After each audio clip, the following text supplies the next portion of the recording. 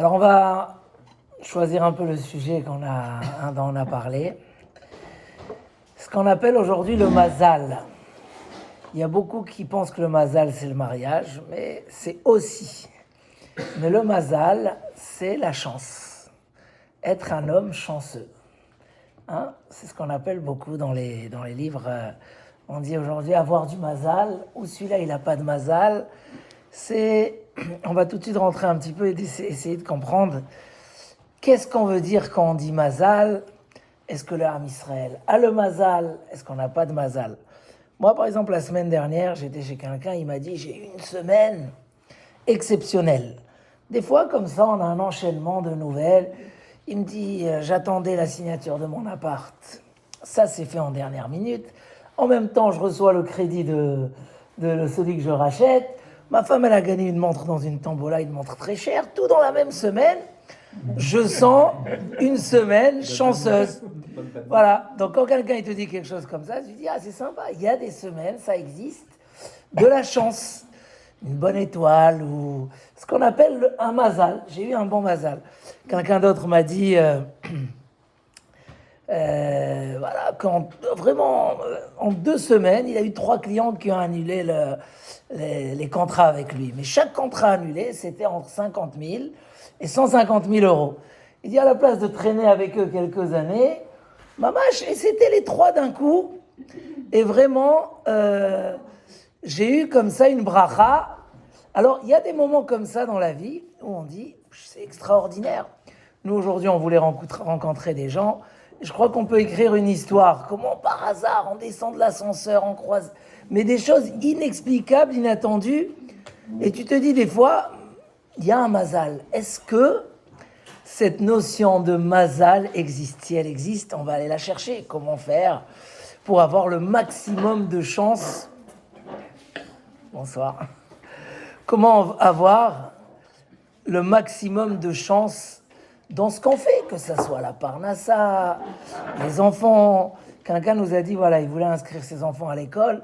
On n'accepte personne. Vraiment, on ne prend plus d'enfants dans cette école, même, qu'est-ce qu'il nous a dit? Même si tu poses $1 million. Mais, comme par hasard, lui, il est arrivé dans un moment propice, etc. Inexplicable. Aujourd'hui, il se sent privilégié. Il a les enfants dans l'école qu'il voulait. Tout le monde rêve faire entrer leurs enfants. Donc, dans la vie comme ça, il y a une attente. On aimerait tous avoir cette... En hébreu, certains l'appellent Siyata d'Ishmaya. On prie dans les prières des fois, Dieu, donne-nous Siyata d'Ishmaya, l'aide du ciel. On dit au nom du Baal Shem Tov que c'est la plus belle des tfilotes. Ça veut dire que je fais des choses, on lance des choses, des idées, dans le travail. Et on aimerait tellement que les choses se fassent facilement et dans le bon moment et qu'on croise les bonnes personnes et que quand on est là. Donc, aujourd'hui, on voulait parler un petit peu de ça. Est-ce que cette notion de mazal, c'est quelque chose qui existe ou pas? Alors, on sait déjà que tout est décidé de Rosh Hashanah à Rosh Hashanah. Chaque juif, il a la Emouna. Et la Gemara nous dit Kol mezonotav shel adam ktsuvim lo me Rosh Hashanahvad Rosh Hashanah. La parnassa, elle est fixée de Rosh Hashanah à Rosh Hashanah. Sauf les dépenses de Shabbat, les dépenses de l'éducation des enfants. Et bien, mettre là-bas, le Chafetz Chaim nous écrit il faut des fois ne pas trop dépenser inutilement, parce que peut-être qu'on t'a pas mis dans ton quota de cette année, on t'a pas mis une somme aussi grande. Bon. Donc ça, c'est clair, on sait que chaque année, Dieu décide pour la personne qu'est-ce qui va se passer pendant cette année-là. On sait aussi que la Torah, les mitzvot, c'est une source de bracha. Par exemple, quand on venait chez le Chafetz Chaim, on lui demandait une bracha. D'office, il disait « Est-ce que tu es Shomer Shabbat ?» C'est une question pour certains simple, pour d'autres très compliquée. Mais il disait, voilà, quand on chante le vendredi soir la belle chanson que tout le monde aime, on dit là-bas « Likrat Shabbat, lechu venelcha » allons-y vers le Shabbat, ki mekor aberacha. Il disait le Chafetz Chaim, Shabbat, c'est la source de la bracha. Si aujourd'hui tu gagnes bien ta vie, tu l'aurais gagné 10 fois plus. Si tu veux être protégé, il disait d'abord, avant que je te donne une bracha, prends-la, bracha de la Torah, qui est le Shabbat. Ou, j'ai lu aussi dans un autre Hafetz Chaim très connu, il dit les gens ils vont chercher chez les raves et surtout chez les kabbalistes, ils veulent des ségoulottes. On a parlé de ségoulottes. Ségoulottes, donne-moi une astuce, quelque chose qui me débloque la situation. Les gens ils cherchent beaucoup des ségoulottes. Avant Rosh Hashanah, ma communauté, j'écris des petits numéros. Bon, après, tu vas les mettre sur la table comme ça chaque semaine, sur les mitzvot. Ils m'ont dit, on veut les ségoulottes de Rosh Hashanah. C'est quoi? Alors, on connaît tous l'ouverture de la Parnassa, les gens, ils achètent, etc. Mais j'ai dû leur écrire comme ça tout un numéro. Mais j'étais gêné d'écrire comme ça des ségoulottes qui tiennent sur des aiguilles. Non, je voulais des ségoulottes qui ont un sens dans la Torah, une profondeur. Mais on cherche tous des ségoulottes. Il dit le Hafetz Chaim, ne pas parler du Lachon Hara, ne pas parler du mal sur les autres. C'est une des plus belles ségoulottes pour être protégé dans la vie. Parce que c'est marqué dans les livres, il dit pourquoi aller chercher un kabbaliste ou un... C'est marqué dans le Talmud, dans la Gemara, que quand tu parles pas du mal sur les autres, tu fais attention du Lachon Hara, ça te protège. Donc, il y a comme ça, c'est sûr que il y a ce qui est fixé à Rosh Hashanah, il y a nos actions, c'est sûr qu'il y a un lien direct. Le Maïmonide dit que l'essentiel de la foi, c'est de croire que nos actions positives nous entraînent du bien. Et des fois, l'inverse amène l'inverse.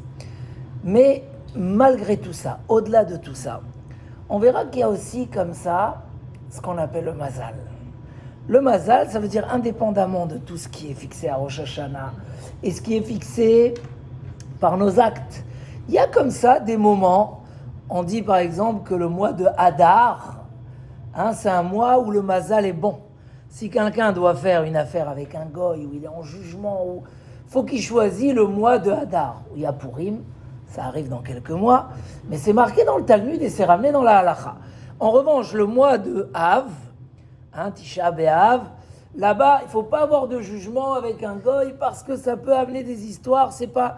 Donc oui, on voit que nos Chachamim ont parlé du mazal qui dépend des dates de l'année, des mois de l'année. Ils ont parlé aussi d'un mazal, par exemple, qui dépend de l'endroit. On dit toujours, beaucoup connaissent cette phrase, Meshane Makom, Meshane Mazal. Beaucoup de gens, par exemple, j'ai quelqu'un, il est parti passer les fêtes en Israël, je lui ai dit, comment tu laisses ta communauté, les Rosh Hashanah, Kippour, et tu attends Rav, tiens. Il me dit, cette année, vraiment, on a besoin de changer de Mazal. Et vu que c'est marqué Meshane Makom, celui qui change d'endroit, alors il change de Mazal. Des fois, il y a même des gens qui déménagent avec ça. Ils disent, dans cet endroit, j'ai pas eu la chance. Et c'est marqué dans le Talmud, tu changes d'endroit, ça te fait changer de Mazal. On verra plus tard, peut-être qu'il y a qui explique un peu ce changement d'endroit un peu différemment, avec un peu plus de profondeur. Mais on voit qu'il y a cette notion de Mazal. Par exemple, je sais que les Tunisiens ont beaucoup de choses comme ça, il ne faut pas donner le sel de main à main, toutes sortes de trucs qui me font sortir à la synagogue. mais par exemple... Arrête, la majorité tunisienne. Majorité marocaine alors. Mais par exemple, c'est marqué dans le Talmud qu'il ne faut pas prêter son porte-monnaie à quelqu'un d'autre. Sa bourse, son porte-monnaie... Surtout pas sinon tu vas pas le retrouver. Et pourquoi, dit la Gemara, finalement c'est en Mazal. Donc il y a certaines choses, il ne faut pas rentrer trop dans la superstition. Mais c'est marqué, l'endroit où là-bas tu ranges ton argent, c'est quand même un endroit qui te porte de la chance. Donc on voit aussi comme ça, il y a comme ça plusieurs exemples de Mazal. C'est marqué aussi, et ça m'a beaucoup surpris, c'est aussi une Gemara comme ça dans le Talmud qui dit, s'il y a deux associés qui se sont engagés envers une troisième personne de gérer une affaire, et ils ont géré l'affaire, ils se sont engagés par exemple de la gérer pendant 1 an, et 6 mois ça a marché, ils ont réussi, etc. Il y a un des associés, il dit, ça y est, je veux me séparer de cette affaire. Mais ils se sont engagés pour 1 an. Il dit, ok, toi continue, prends tous les bénéfices, avec plaisir. La Gemara dit non, il peut empêcher à son ami de cette séparation. Pourquoi ? Parce que le mazal de 2 personnes ne ressemble pas au mazal d'une personne. Donc vu qu'on est deux, on a un mazal peut-être un peu plus fort. J'étais chez quelqu'un justement cette semaine, ici à Miami, et il me parlait beaucoup de ça. Il me dit, moi j'aime bien embaucher des juifs, ça rajoute du mazal et tout. Je lui ai dit, où tu as vu que c'est marqué ça? Les gens des fois ils disent au contraire, c'est dur de travailler entre nous. Chacun est spécial, chacun il a ses ambitions, c'est pas évident. Et il m'a dit, non, moi... Tous êtes pas trois. Lui m'a dit, je lui ai dit, écoute, voilà, j'ai appris il n'y a pas longtemps, cette Gemara, que le mazal de deux personnes. Des fois, c'est bien de savoir ça, parce que quand on est associé, un jour on veut se séparer, bien réfléchir. Peut-être que notre bracha, elle est venue par l'association, parce qu'on avait un double mazal. Donc en tout cas, oui, on voit que dans le Talmud, comme ça, il y a un petit peu cette notion de mazal. Maintenant, c'est un peu contradictoire. Il y a un sujet contradictoire à ce niveau-là, parce que, d'une part, toute la Torah, elle est remplie de promesses. Moshe Rabbeinu, dans le Sefer Torah, il nous écrit sans arrêt, fais du bien, tu auras du bien. On le dit dans le schéma matin et soir. Si tu fais les mitzvot, tu auras la safta des ganecha, tu auras de la récolte, la richesse, etc. Donc, on insiste beaucoup que la bénédiction du ciel vient suite à nos bonnes actions. Et d'une autre part, il y a comme ça une Gemara, un Midrash qui dit qu'avant qu'un homme descende dans ce monde-là, avant que la Neshama soit confiée dans les 40 premiers jours de la grossesse, alors les anges prennent cette Neshama et l'amènent devant Dieu. Et Dieu, il décide trois choses. La quatrième, il ne décide pas. Il dit, est-ce qu'il va être fort ou faible? Il y a des gens qui naissent, ils sont forts, il y a qui sont faibles. C'est une des trois qualités qui permettent à la personne d'avancer. Sage ou bête. Et ça dépend pas toujours de la famille. Des fois, tu peux avoir 3 enfants hyper intelligents et le quatrième, il est... On décide, ça se décide dans le ciel. Sage ou bête. Et la troisième, c'est riche ou pauvre. Donc comme ça, on décide encore avant que l'homme, il naisse. Est-ce qu'il a un mazal de riche ou un mazal de pauvre? C'est marqué comme ça. La seule chose que Dieu ne décide pas, c'est est-ce qu'il va être sadique ou rachat? Est-ce que ça va être un homme bien ou un homme mauvais? Ça, c'est le libre arbitre. Ça, c'est la personne qui va décider dans sa vie parce que Dieu nous a envoyés pour ça. Donc, pour essayer de réfléchir un petit peu, d'une part, on a comme ça nos sages qui nous écrivent toutes sortes de choses où un homme est né avec une étoile. C'est marqué, il y a dans la Gemara Shabbat, plein d'exemples, celui qui est né ce jour-là, quand dans les astres, c'est ce mazal, alors il va être comme ça va être un homme agité, ça va être un autre calme. Donc oui, on dit même, on va décider est-ce qu'un homme va être riche ou pauvre. Et nous on arrive, et on fait des bonnes actions, et on fait de la tzedaka, et on achète la ptichata echal, et on fait des tefillot, parce que pour nous, dans la Torah, c'est marqué que le choix est ouvert, et que par nos actions, on va déclencher une bénédiction. Donc comment peuvent s'arranger ces deux sujets-là? Voilà un petit peu le sujet qu'on veut essayer de comprendre aujourd'hui. Voilà. Et donc, dans la parachate de la semaine dernière, là-bas, la Torah nous raconte que Abraham Avinu, il dit à Dieu, à quoi ça sert tout ce que tu me donnes? J'ai pas d'enfant qui va mériter. Matiten li va'anochi olech hariri. Dieu il lui dit, ne t'inquiète pas, tu auras un enfant. Et là, Abraham Avinu insiste. Et il dit, mais j'ai vu dans l'astrologie que je ne peux pas avoir d'enfant. Donc Abraham dit à Dieu, j'ai vu dans les étoiles, je ne peux pas avoir d'enfant. Et Dieu il lui dit, Tsena Chutza, sors dehors, regarde les étoiles. Nos sages, Rashi le ramène, disent que Dieu a pris Abraham, l'a fait monter au-dessus des étoiles, et il lui a dit, toi, en dessous des étoiles, tu n'as pas, mais toi, tu es au-dessus des étoiles. Maintenant que tu me sers, maintenant que je t'ai choisi, tu ne dépends plus des étoiles. Donc, avant, tu t'appelais Avram, maintenant, tu vas t'appeler Abraham. Avant, ta femme s'appelait Sarai, maintenant, elle va s'appeler Sarah. Et vous aurez des enfants, vous ne dépendez pas des étoiles. Donc, tout le peuple d'Israël est né contre cette logique de Mazal. À l'époque, les gens, ils allaient voir les voyants et on leur disait, ça va être comme ça, tu as ce Mazal, tu as ce Mazal.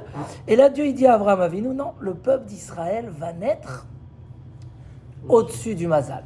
La question, c'est est-ce que Dieu a changé complètement le système pour nous, les Juifs, il nous a enlevé du Mazal, ou non, Dieu nous a gardé le Mazal.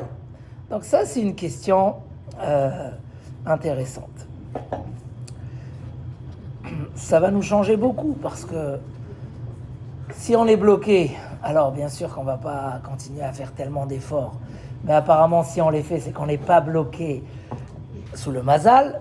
Mais qu'est-ce qu'on fait avec tous ces gmarotes là qui nous disent que oui? Alors en vérité, cette question est posée directement dans la Gemara, d'une autre façon. Et il y a un débat des sages autour de ce sujet. Yesh mazal le Israël ou en mazal le Israël. Il y a des avis.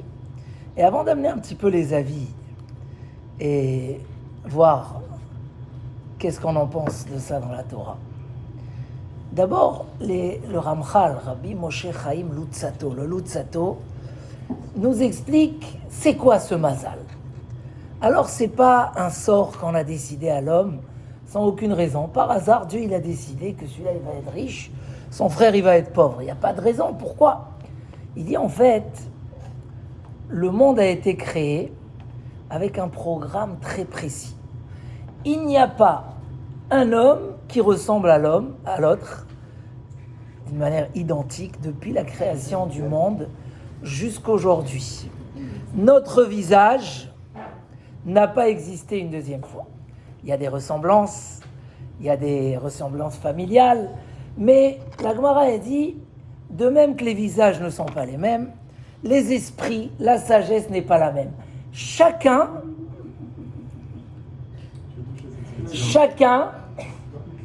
est différent de l'autre, à tel point que nos sages disent, chacun il doit dire, le monde a été créé pour moi. Faut pas dire je suis une petite vis dans un appareil ou je suis une petite personne. Non, chacun doit dire parce que chacun est différent. Pourquoi chacun est différent? Il dit le Lutzato, parce que chacun est envoyé pour une mission précise. C'est comme, il dit quand tu prends la maison du roi, nous on ne sait plus c'est quoi les rois, mais apparemment au Maroc vous connaissez encore. Et là, en plus, il a tellement bien parlé la semaine dernière que c'est magnifique. Mais dans la maison royale ou bien dans une société, chacun il a une mission différente. Quelqu'un qui est responsable de surveiller la sécurité, il ne peut pas demain dire « Non, moi je veux gérer la finance » ou chacun a sa particularité. Et quand on a embauché une personne, en principe, c'était pour une mission précise. Donc dans le monde, on a des missions. Pour ça, vous allez voir des fois dans des familles, d'un coup, il y a un enfant qui naît, chasvé shalom, malade. C'est pas que par hasard, on a puni quelqu'un d'innocent, un enfant, il est né comme ça. Pourquoi? Non, c'est qu'il y a des missions difficiles. Et il y a des missions faciles. Par exemple, on a un des petits descendants du roi David. Il s'appelle Chizkiyahu Amelech. Hein? Pourquoi? Non, très bien.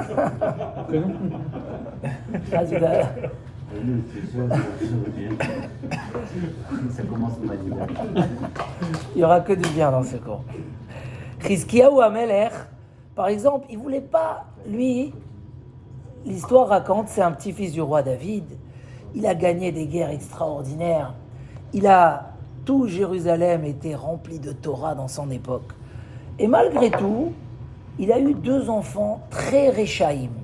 Un de ses enfants, carrément, il a pris une idole et il l'a mis dans le temple à Yerushalayim. Il était roi d'Yerushalayim. Un juif qui a mis une idole. Et son père, quand il a vu ça dans sa prophétie, il a décidé de ne pas se marier pour ne pas avoir cet enfant-là. Il ne voulait pas. Et le prophète est venu le voir. Le roi est tombé malade. Le prophète est venu le voir. Il lui a dit, ça y est, tu ne vas pas guérir de cette maladie. Et même, tu as perdu ton monde futur. Pourquoi? Parce que toi, tu es un exemple pour le peuple d'Israël. Et quand ils disent le roi, il ne s'est pas marié, alors personne ne veut se marier. C'est quoi? Il a dit au prophète, mais j'ai vu dans ma prophétie que j'aurai des enfants comme ça et j'en veux pas. Il lui a dit, tu n'as pas le droit de te mêler des secrets de Dieu. Comme ça, le langage là-bas.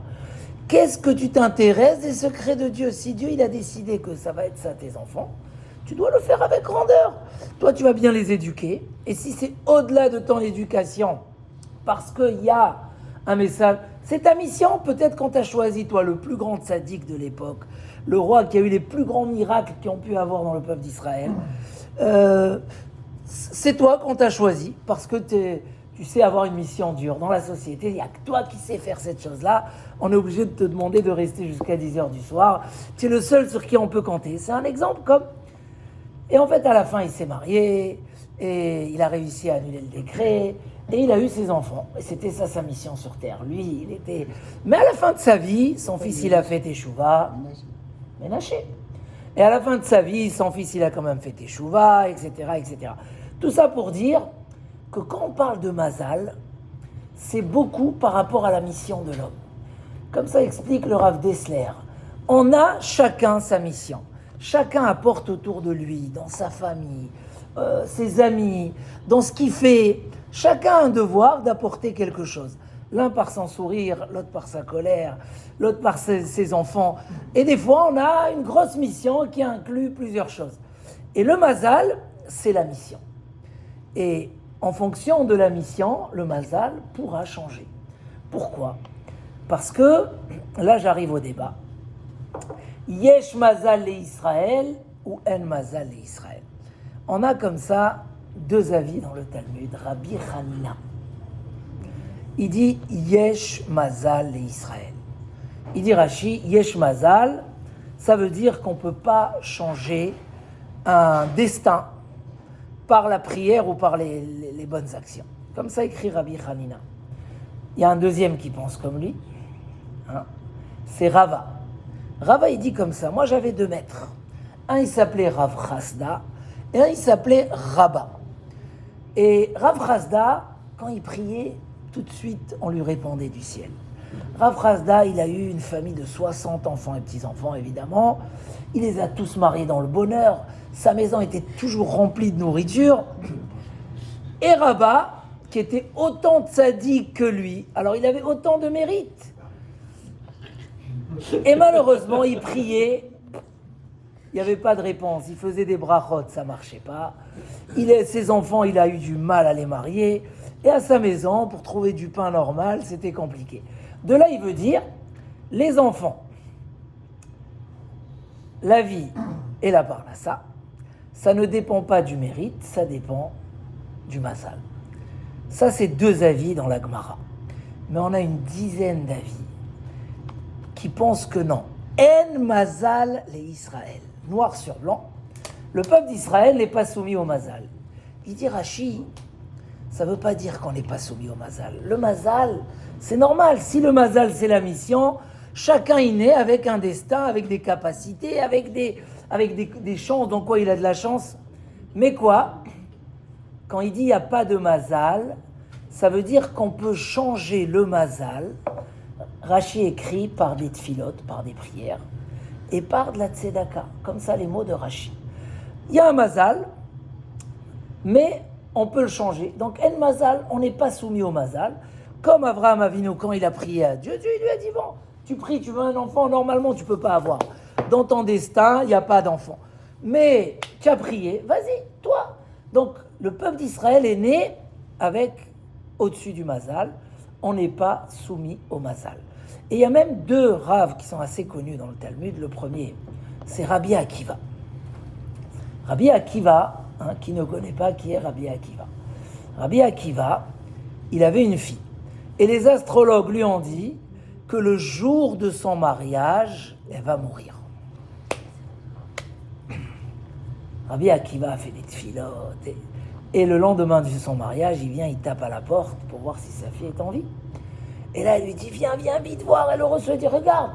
Le soir, quand elle est partie dormir, elle a enlevé sa barrette, elle a enfoncé dans le mur, puisque c'était des murs de l'époque. Et le matin, quand elle retire sa barrette, il y a un serpent qui sort par derrière. Quand elle est partie dormir, quand elle a enfoncé sa barrette, elle a tué le serpent. Il a dit, dis-moi, quelle mitzvah tu as fait? C'est pas normal, ils ont eu raison, un serpent est venu pour te piquer. Elle a dit, hier soir dans mon mariage, il y avait un pauvre qui sentait mauvais, que personne voulait, il avait faim. Avec la robe de Kala, elle est partie, elle a assis, elle lui a donné à manger. Il a dit, ah, tu vois, tzedaka tatzil mimavet. Ton mazal, c'était, tu avais tant d'années de vie. Et puisque hier soir, tu as fait une grande mitzvah, et que nous, le peuple d'Israël, on peut changer le mazal par nos mitzvot et nos actions, voilà, tu as annulé le mazal. Ça, c'est une première histoire parmi les 10 avis qui pensent qu'on n'est pas soumis au mazal. Deuxième histoire. Shmuel, c'est un autre rave qui s'appelle Shmuel, très connu dans le Talmud, raconte comme ça qu'un jour, il avait une discussion avec un astrologue qui s'appelait Avlet. Et Shmuel, il lui disait, nous, c'est pas pour nous tout ça. Il y a peut-être, c'est écrit. Si on fait rien, alors oui, il faut voir dans les étoiles qu'est-ce qu'ils ont décidé. Mais nous, on dépend de nos mitzvot, de ce qu'on va faire dans la vie. Alors il a dit, viens, on va voir. Ils ont vu un groupe de 10 personnes qui allaient à la forêt pour couper du bois. Et Avlet, il lui dit, regarde, là-bas, il y a un, il va mourir. Il ne va pas revenir chez lui parce que ça y est, il a terminé. C'est le mazal, c'est tant d'années de vie. Et Shmuel, il lui a dit, viens, on attend. On reste ici, ils ont parlé toute la journée. Et le soir, quand ils reviennent, tout le groupe revient ensemble. Alors là, la discussion, il y a un problème. Viens, on va aller l'arrêter, ce monsieur-là. Alors c'était le monsieur qui était le chef du groupe et qui tenait la botte de bois sur ses épaules. Il lui a dit, s'il te plaît, on veut voir, ouvre-nous. Ils ont ouvert et là aussi, il y avait un serpent coupé dans la botte de bois. Il dit, dis-moi, qu'est-ce que tu as fait comme mitzvah? Alors il leur a dit, oui, j'ai fait une belle mitzvah. Je crois que tout à l'heure, quand on est arrivé, on était 10. Chacun, il a amené à manger. Et il y a un qui n'a pas amené à manger. Il était pauvre, il n'avait pas de quoi manger. Alors j'ai dit, il va rester affamé comme ça toute la journée. Je leur ai dit, écoutez, plutôt que manger chacun sans manger, venez, on s'associe.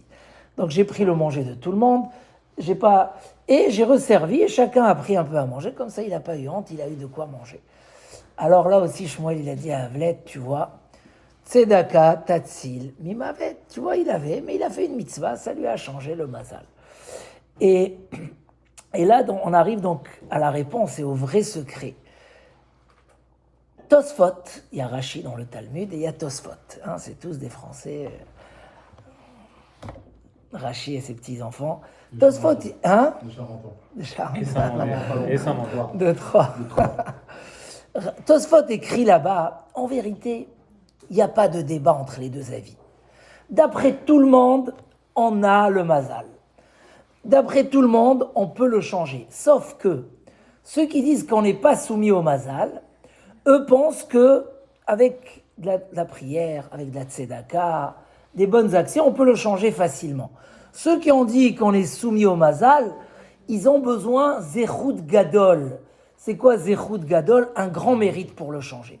Un grand mérite pour le changer. Donc tout le monde sont d'accord qu'il y a un mazal, comme ce qu'Abraham a dit à Dieu, je suis soumis au mazal, j'ai pas d'enfant, c'est normal. Tout le monde sont d'accord qu'on peut le changer, sauf que les premiers avis pensent que pour le changer, il faut zechut gadol, faire un grand mérite.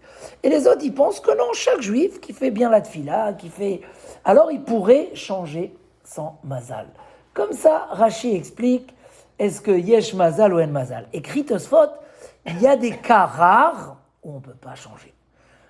Et si on aura le temps à la fin, parce que je ne veux pas être trop lent, si on aura le temps, il y a comme ça une histoire dans la Gemara qui montre sur un rave qui a parlé à Dieu même pour lui changer, et Dieu lui a dit, pour te changer ton mazal, il faut que je renverse le monde, je le recrée, et peut-être tu vas naître dans un mazal. Bon, en tout cas, il y a des gens que non. Par exemple, il y avait le Even Ezra. Even Ezra, c'était un rave, il nous a fait un commentaire sur la Torah extraordinaire. Il était très pauvre. Il était très pauvre. Il a fait même un chant pour dire que si un jour il allait vendre des bougies, il ne va jamais faire noir. Comme ça, les gens ne vont pas acheter des bougies. Et il dit que tout ce qu'il a fait, les gens ils ont essayé de l'enrichir à plusieurs reprises. Un jour, quelqu'un il lui a fait un gâteau. Exactement, tu connais ce piout-là? Exactement. Et un jour, quelqu'un il lui a fait un beau gâteau, il lui a caché à l'intérieur, comme ça, une liesse d'argent. Il a dit comme ça, dès qu'il va couper le gâteau, moi, il va trouver l'argent. Non, lui, il arrive à la douane, on a commencé à l'embêter. Il leur a dit, regardez, prenez le gâteau, laissez-moi tranquille. Laissez-moi tranquille. Ils ont pris le gâteau. Quand le monsieur le rencontre, il dit, alors, c'était bon le gâteau? Excuse-moi, j'étais obligé, pour me débarrasser d'eux, je leur ai donné le gâteau. Il a dit, ah là, tu vois, c'est impossible. Et Rav Dessler ramène comme ça de la Kabbalah. Il dit, c'est quoi l'explication? Il y a les 10 sphères avec quoi Kadosh Baruch Hu, il a créé le monde. Comment on dit en français? Asara Sphirot. C'est, comment on les appelle en français, les Asara Sphirot? Tout le monde, les sphères. Ceux qui sont nés des 3 sphères supérieures, je ne crois pas qu'il y en a beaucoup, peut-être le Even Ezra ou... Alors eux, ils viennent d'un niveau tellement haut que leur mission, elle est d'un niveau, elle ne peut pas changer. Il n'y a personne pour les remplacer, pour faire leur mission sur Terre. Donc eux, ils ne peuvent pas.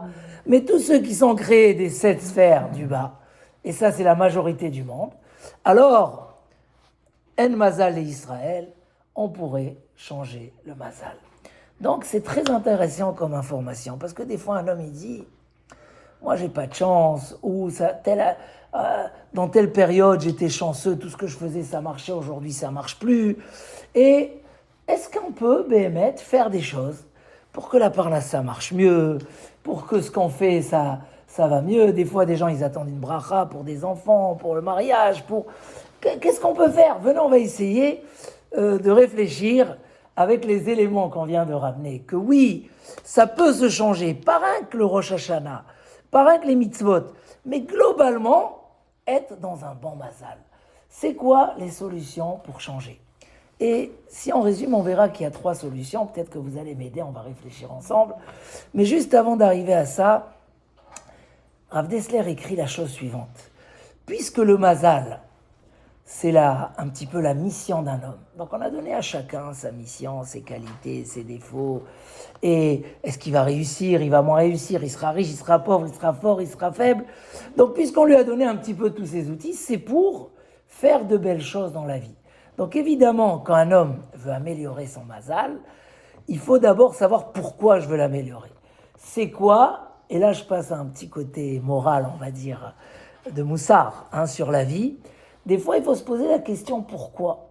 Et ce pourquoi-là, il peut se réveiller en nous pour plusieurs raisons. Mais quand on veut réussir, donc c'est positif, on veut améliorer notre situation, on veut qu'on ait une bracha quotidienne, c'est bien de réfléchir à ça. Le roi Salomon, il dit, moi j'ai goûté à tout ce qu'il y avait de beau dans la vie. Et il y a un livre, le Kohelet du roi Salomon, il dit... J'avais des chanteurs, j'avais des charrettes, j'avais tous les plaisirs du monde. Avec combien de femmes il s'est marié, le roi Salomon? Il a dépassé les 18. Il avait 1000. En fait, il voulait ramener tous les rois, puisque à l'époque du roi Salomon, Jérusalem était la capitale du monde. Du monde entier, tout le monde venait se prosterner au roi Salomon, parce que c'était sa sagesse et brillait dans le monde entier. Il y a des livres entiers qu'on a encore aujourd'hui qui sont écrits de comment on dit, Malkat Sheva, la reine de Saba. Tout le monde venait. Donc lui, il voulait ramener tous les rois vers Dieu. Donc il s'est marié avec tous les filles de rois. Et il a dépassé le quota autorisé dans la Torah. Et parce qu'il voulait ramener. Et il dit, regarde, faut pas oublier, Hevel Avalim, le monde, les plaisirs de la vie, c'est de la vanité. Vanité, ça veut pas dire que c'est interdit. Ça veut dire c'est que des moyens. Ça n'amène pas au but de la vie. Et il dit, réfléchis, comme ça il commence son livre, Hevel Avalim Amar Kohelet. Le monde, c'est de la vanité, j'ai goûté à tout. Ne cherchez pas à faire votre bonheur que du côté matériel de la vie. Ça ne va pas vous donner le bonheur dans la vie, c'est que des moyens. Sauf d'avar, akol nishma, la fin de toute chose. Tu veux un résultat positif dans ce que tu fais. Et Elokim ira, crains Dieu. Et mitzvotav shemor, fais ses mitzvot. Kizekola Adam, c'est ça tout la réussite d'un homme, c'est ça tout l'homme. Donc le roi Salomon, on va aller chercher, comme tous les jours on se lève le matin, on veut chercher de la réussite. Maintenant on va essayer de la chercher par le côté mystique des choses. Savoir qu'est-ce qu'on cherche. Est-ce qu'on veut beaucoup d'argent pour faire beaucoup de belles choses dans la vie, ou juste passer de la voiture gamme maintenant? qu'est-ce qu'on veut? Est-ce qu'on veut plus de richesse? Pourquoi? Il dit Shlomo Ameler, si la fin, c'est pour craindre Hachem, faire des bonnes choses, faire des mitzvot, alors tu as tout. Si c'est pas ça, c'est dommage. J'ai lu une histoire qui est un petit peu comme ça, un peu forte, mais pour le petit côté moral que je vais bientôt fermer, c'est comme ça une histoire qui s'est passée pendant la Shoah. Il y a une femme, après la Shoah, elle monte en Israël, et les gens qui étaient avec elle dans le bateau ne comprenaient pas. D'un coup, elle se tournait comme ça, elle disait « Vous avez vu mon sac ?» Parce que, comme ça, chaque 2 jours, elle se réveillait « Vous avez vu mon sac ?» Alors les gens, ils essayaient de trouver son sac, mais ils ne trouvaient pas de sac. Bon, ils sont arrivés dans une communauté, ils se sont installés en Israël, et elle refaisait cette crise-là régulièrement. Ils ont dit au Rav de la communauté « Écoute, il faut essayer de voir, elle a un problème. » Le Rav l'a convoqué. Elle lui a dit, regarde, j'ai un grand problème avec mon sac. C'est quoi le problème? Quand elle était au ghetto, il fallait se sauver, elle avait un bébé. Et les Allemands attrapaient les bébés, les prenaient, les tuaient. Donc elle, qu'est-ce qu'elle a fait? Elle a fait 2 sacs. Dans un, elle a mis un petit drap, elle a mis son bébé là-bas. Dans l'autre, elle a mis tous ses diamants et ses bijoux, elle avait beaucoup, beaucoup d'argent. Et chaque fois qu'elle se sauvait, elle prenait les 2 sacs, elle cachait. Et une fois, les Allemands, ils ont surpris. Dans tous les cas, je ne sais pas si son bébé, il aurait tenu longtemps, parce qu'à la fin, ils les ont pris dans les camps. Mais à un moment, elle a pris que le sac du bébé, parce que... Mais quand elle est arrivée dans l'endroit où elle se cachait, elle a vu qu'elle s'est trempée. Elle a pris le sac avec les bijoux, et elle a laissé le sac avec le bébé. Et ça l'a rendue folle toute sa vie. Elle dit, oh Rav, je ne peux pas. J'ai comme ça un réflexe de dire où il est. Et le Rav, quelques semaines après, il a dit aux gens, regardez, ça m'a fait réfléchir. Des fois, dans la vie, malheureusement, les gens, ils sont tellement après l'argent, après la réussite, que par exemple, ils vont laisser tomber l'éducation de leurs enfants. Alors que les enfants, c'est prioritaire. Combien de gens me disent, mon fils, il veut que j'étudie avec lui, mais je finis le travail tard, etc. Ça veut dire, des fois, dans la vie, comme ça, il faut se dire, oui, réussite. Et nous, à Israël, on n'est jamais content de peu. On veut beaucoup. Et pourquoi on veut beaucoup? Parce qu'on fait beaucoup. Un Shabbat chez nous, c'est des dépenses. Les fêtes, c'est des dépenses. Les mitzvot, les hiloulot, les machins, et on fait de la... Alors, on veut beaucoup. On veut beaucoup de réussite, on veut de facilité, on veut quelque chose. Mais, je ferme la parenthèse, toujours il faut savoir, il faut prendre le sac essentiel. Le secondaire, il vient en secondaire. Et ça, c'est un vrai moussard dans la vie. C'est quoi notre mission? Le mazal, c'est la mission. Et là, Rav Dessler dit quelque chose d'extraordinaire. C'est quoi celui qui change d'endroit, change de mazal? C'est pas que la localisation, je passe de New York à Miami. C'est, il dit le makom, l'endroit de l'homme, c'est ses caractères, c'est ses actions, c'est qu'est-ce qu'il fait dans sa vie. Il dit un homme que jusqu'à maintenant on lui envoyait pas la bracha du ciel parce que ça va, il avait ce qu'il fallait, il n'avait pas besoin de plus. Pourquoi lui donner plus s'il est renfermé sur lui-même, il fait rien pour les autres? Voilà. Mais quand Akadosh Baruch Hu, il voit, tu changes d'endroit. C'est-à-dire ton endroit, il s'élargit. Maintenant, il n'y a plus que toi. Il y a ta famille, il y a tes amis. Voilà un beau chiour où j'imagine que c'est... Voilà, elle a commandé pour 200 personnes. Baruch Hashem. Non, mais c'est vrai, ça veut dire, quand on fait de belles choses, quand un homme, il dit, voilà, moi, je vais construire cette synagogue, c'est moi, ce mikvé, ce machin, quand je vais aider les pauvres, combien qu'un homme, il s'élargit et son makom devient plus large, il dit Rav Dessler, même un homme qui avait un mazal de pauvre, il y a pas, ils ont dit avant qu'il naisse, mais aujourd'hui, sa mission, elle a changé. Alors carrément, il peut changer totalement sa mission. Une fois, il y a comme ça, et après, je finirai avec les 3 points essentiels, qu'ils seront concrets. Comment on peut faire, Bezrat Hashem, pour que dès demain, ouvrir les belles portes? Parce que Mazal, il dit, ça vient aussi du mot nozel. C'est une bracha qui coule, c'est ça la notion de Mazal. Il y a comme ça une histoire avec Rav Itzikel de Belgique. En Belgique, il y avait 2 admours chassidiques. Aujourd'hui, c'est leur fils, Rav Leivouche, qui est le admour là-bas. Il y a beaucoup de chassidim en Belgique. Et ce Rav Itzikel, un jour, un homme, il est venu chez lui, il lui a dit, j'en peux plus. Je travaille du matin au soir et tout. Et je sais pas, j'ai toujours tout le temps besoin d'emprunter et tout. C'était un homme d'affaires, mais il n'avait pas assez pour vivre. Il dit, c'est pas normal, trouve-moi une solution. Et là, le Rav lui a dit, regarde, il s'est levé, il y avait un placard derrière, il a ouvert. Il lui a fait sortir 2 classeurs. Il les a mis sur la table. Voilà, ça c'est classeur, donateur. Tous mes donateurs sont marqués là. Ça c'est classeur, demandeur. Les pauvres, les familles, le kollel, machin. Dis-moi, voilà, maintenant je te donne le choix. Choisis de quel côté tu veux être. De ceux qui sont tout le temps en train de demander ou de ceux qui sont tout le temps en train de donner. C'est aussi une épreuve d'être tout le temps en train de donner. On t'appelle et on machin. Moi, je dis à ma communauté, toutes les semaines, on a quelqu'un qui vient d'Israël. Et je leur dis, écoute, ne rejette pas. Écoute, après, tu peux pas, tu expliques à la personne gentiment. Mais en général, peut-être tu vas lui donner 1 euro. 1 euro, ça fait aussi, je vois que quand on garde la voiture, chaque jour, le gardien, il attend 101 $. C'est quoi 1 dollar aujourd'hui? 80 centimes d'euros. Mais peu importe, c'est quelqu'un qui vient, il a besoin, il y a qui viennent pour le... Ils ont une femme malade, des enfants malades, il y a qui viennent pour leur yeshiva. Mais être ouvert, il lui a dit, tu veux être des donateurs ou des demandeurs? Il a dit, je m'engage, BMD Rav, je serai des donateurs, rien ouvre-moi la bracha. Il lui a dit, bon, ok, c'est une vraie histoire. Il lui a dit, d'accord, Bezrat Hashem, tu t'es engagé, Dieu il va voir ton engagement devant moi, tu verras, tu auras la bracha. Bon, cet homme-là, 3 mois après, il a voyagé en Israël, et on lui propose une affaire immobilière extraordinaire. Des terrains avec des maisons, mais le prix, ça collait pas. Donc tous ceux qui s'intéressaient, ils disaient, il y a quelque chose qui colle pas, il y a ici une ruse, ça peut pas être vendu à ce prix-là. Et lui, il décide, le Rav, il m'a promis, je vais me renseigner.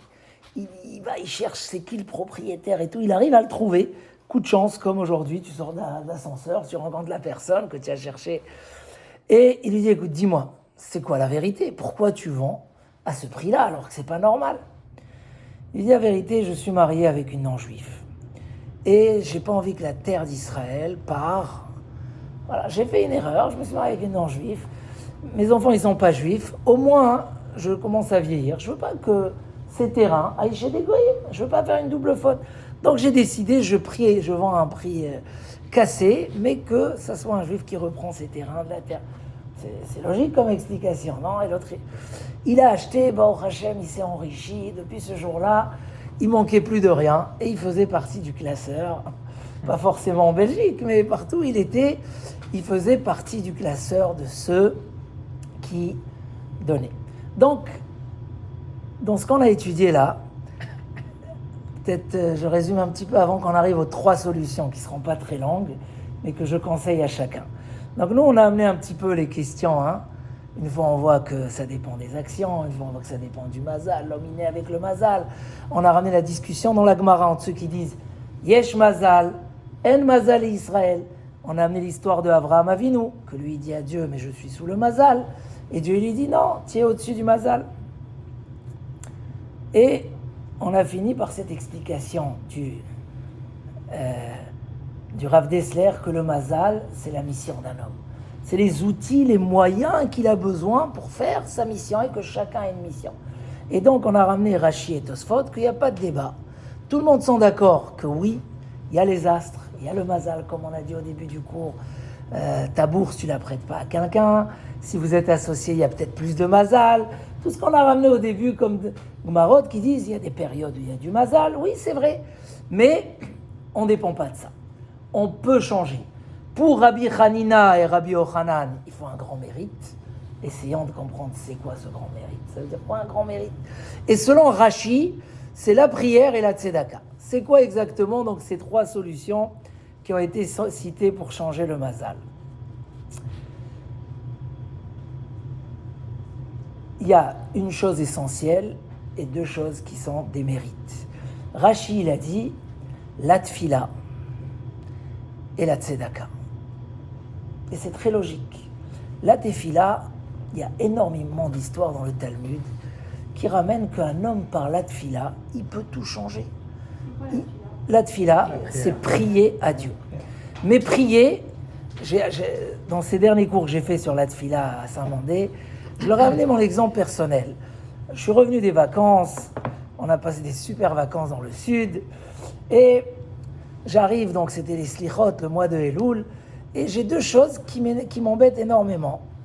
Je reçois une carte bleue d'Israël, Amex, 1950 €, ils ont payé la mairie de Jérusalem. Moi, j'ai rien à payer à la mairie de Jérusalem. Donc j'appelle Amex, ils me disent « Ah, c'est une mairie, on ne peut pas annuler, on va se renseigner. » Je leur dis « Écoutez, mais j'ai une garantie avec vous. Moi, toujours quand j'ai un problème, je les appelle tout de suite. » Et bon, c'est 2000 €, c'est de l'argent. Mais c'est aussi agaçant, ça veut dire, je leur dis « Mais je suis pas sécurisé. Alors, bon, j'ai changé ma date. Et ça me travaillait comme ça pendant un moment, ça me travaillait. En même temps, je reçois les gens à qui m'ont loué la maison dans le sud, ils m'ont fait tout un bilan des dommages. Là, il y a un petit truc dans le mur, ils m'ont fait des devis, 1850 € pour des bêtises. Vraiment, je leur ai dit, bon, peut-être, il y a 200 €.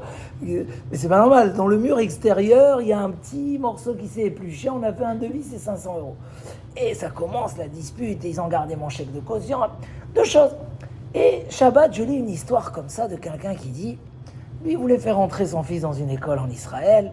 Et il avait presque aucune chance. Et il est parti chez un rave. Le rave, il lui a dit, si tu pries à Dieu, mais tu dis pas à Dieu, je vais faire tout le nécessaire, aide-moi un petit peu, 5%, 10%. Non, tu dis à Dieu, toi tu es les 100%. Moi, je vais juste faire un petit peu, je vais mettre le Kelly. Mais Dieu, c'est toi. C'est-à-dire, quand je prie à Dieu, souvent on fait l'erreur de dire, bon, je vais prier aussi. Non, il faut prier. La tfila, c'est quelque chose d'incroyable. Ça annule, ça amène des yeshuot inimaginables. Donc moi j'ai prié comme ça, j'ai lu l'histoire, j'ai dit c'est vrai. Pourquoi ? J'ai dit à Dieu, regarde, moi ça y est, j'en peux plus avec cette histoire-là. Les discussions, je dois pas. S'il te plaît. Alors je vous promets, j'ai prié de tout cœur. Et sans exagérer, le lendemain, j'ai eu le mail de l'Amex. C'est bon, on va vous rembourser vos 1950 €. Et les autres, ils ont dit, bon, on est prêt à faire un accord. Ils ont fait un prix à 500 € à la place de 1800. J'ai dit, allez, je me débarrasse. Mais avant, il faut voir, ils étaient acharnés. Ils étaient là, on va aller en procès. Moi, ça me travaillait. J'ai dit vraiment, et ça, c'est marqué dans tous les livres. Tu veux un chidour, tu veux des enfants, tu veux de l'argent, tu veux la bracha. Prie. Le Chazon Ish, il disait, même quand tu vas acheter une paire de chaussures, tu veux pas faire une erreur. Prie à Kadosh Baruch, mets-toi dans un corps, voilà, je dois acheter, je veux pas revenir, j'ai pas besoin de changer. Prie. La prière, on dérange pas Dieu quand on prie. Au contraire, il faut prier. Et puisqu'il y a beaucoup de femmes ce soir, et elles sont le côté fort du cours ce soir, Shabbat, c'est très important de faire du Tehillim. Tehillim pour sa réussite. Et alors, Dieu il aime qu'on lui demande. C'est marqué que les matriarches étaient stériles, parce que Dieu voulait qu'ils prient, comme ça c'est marqué. Dieu désire la prière des tzadikim. Si les femmes étaient dans le centre de cette demande de Dieu, c'est que Dieu il aime les prières des femmes. Et moi je connais des femmes que Shabbat par exemple, elles finissent tout le Tehillim. Tous les Shabbats, elles se sont tellement habituées que ça leur prend 2 heures, 1h30 pour finir le Tehillim. Pas obligé de finir le Tehillim, mais tu veux que ça se débloque dans le ciel. Rashi nous dit la tfila. J'ai même lu une histoire dans le cours de mardi soir. Voilà Samy qui m'a accompagné, je le remercie. Mardi dernier, avant de l'Aja, on est tombé comme ça sur une histoire dans le Talmud où, dans la synagogue de Abaye, un rave très connu dans le Talmud, il y avait un jnoun. Vous savez c'est quoi un jnoun ? Peut-être un Tunisien par ici. Ça y est, il est catalogué. Il y avait un jnoun, ce qu'on appelle dans le Talmud, on parle de force spirituelle, que les gens, mais qui étaient très agressifs. À l'époque, ils avaient des règles, on en parle beaucoup dans le Talmud. Si tu vas la nuit, c'est dangereux, il faut aller à 2. La journée, tu n'as pas à avoir peur, hein, tu as dû voir dans les Gemarot. Et là, c'était un jnoun. Les gens, ils allaient à 2 à la synagogue en journée, et ils sortaient, ils avaient des blessures sur les mains, ils ne savaient pas d'où ça vient. Moi, je vous raconte ce qui est remarqué dans le Talmud. Aujourd'hui, c'est plus trop d'actualité, ce sujet-là. Maintenant, ils ne savaient pas quoi faire. Ils ont entendu qu'il y a un rave qui venait à la ville. Ce rave, il s'appelait Rav Acha. Alors, le rave de la ville a dit personne qui l'invite chez lui à la maison. Il faut qu'il dorme à la synagogue ce soir. Lui, c'est un homme qui sait prier, il sait débloquer les portes du ciel. Ils l'ont pas invité, il a dormi à la synagogue. Et au milieu de la nuit, il voit ce genoun comme un serpent avec 7 têtes, comme ça le mot à mot dans le Talmud, 7 têtes. Le rave, il s'est mis à prier, et chaque fois qu'il se prosternait, il y a une tête qui tombait, et il l'aura enlevé depuis le lendemain. Alors il est parti chez le rave, il lui a dit « Mais vous m'avez mis en danger !» Ils ont dit, écoutez, on n'en pouvait plus, on n'avait pas le choix, on s'excuse. Mais... Alors, il y a là-bas un des commentateurs qui s'appelle le Maharsha. Le Maharsha, il dit, mais je ne comprends pas.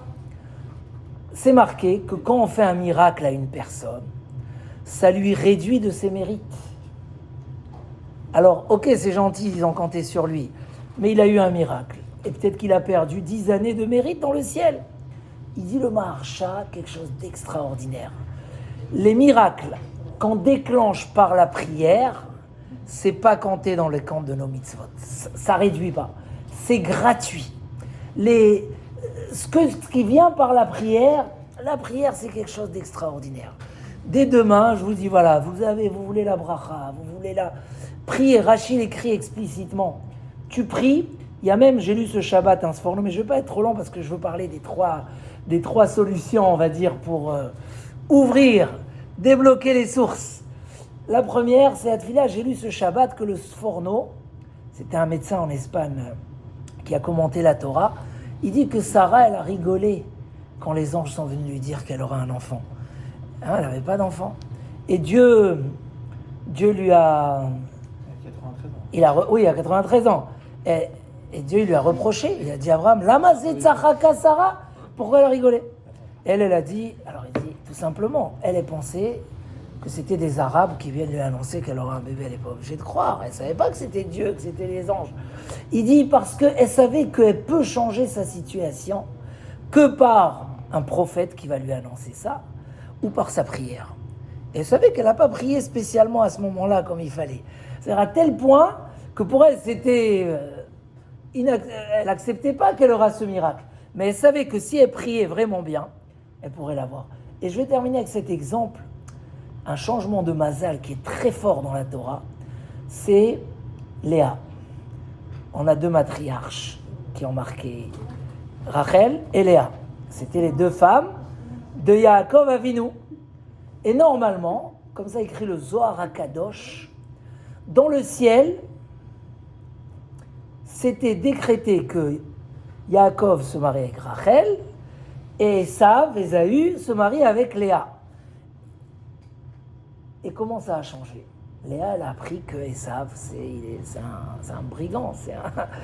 Elle a pleuré. Rachid dit même, elle a perdu les cils de ses yeux, tellement elle a pleuré, elle a fait des prières. La Gemara, dans le Talmud traité Baba Batra, il dit, elle a devancé sa sœur par les tfilotes. Il y a même un rav, il disait, quand on voit cette Gemara, une femme, elle ne doit pas prier, je veux ce mari-là. Parce qu'elle peut changer, le prendre d'un autre mazal. Parce qu'on voit que Léa, elle n'avait pas sa place avec Yaakov, et tellement elle a prié, elle a devancé Rachel. Elle a eu plus d'enfants que sa sœur Rachel Imenu. Elle s'est mariée en premier avec Yaakov Avinu. Comment? Par le biais de la tfila. Si on prie Be'emet à Kadosh Baruch Hu, les choses peuvent se débloquer d'une manière extraordinaire. Donc ça, c'est la première astuce. Comment, améliorer son mazal, puisqu'on a vu que même si ton mazal il est pourri, tu peux l'améliorer avec la tfila. Alors pourquoi si on prie, parfois on prie et ça marche pas. Il y a des rabbins qui prient pour la guérison d'une maladie, pour des ça marche pas. Dans quel cas Alors, si ça marche pas parce que dans le ciel, c'est marqué qu'aucune tfila va en vain. Des fois, Dieu il a d'autres calculs. Donc, il va utiliser ses prières pour autre chose. Mais quand même que la tfila elle est plus sincère et plus profonde, elle a des chances à réussir. Souvent, elle ne réussit pas parce qu'on compte d'abord sur les médecins, après sur les médicaments, et on rajoute Dieu comme un petit plus.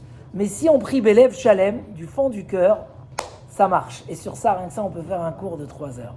Le deuxième point... Peu importe la langue, peu importe si on ne sait pas parler l'hébreu. On peut parler une fila en français, on peut se mettre dans un coin, tu vas à un rendez-vous, tu veux que ça réussisse.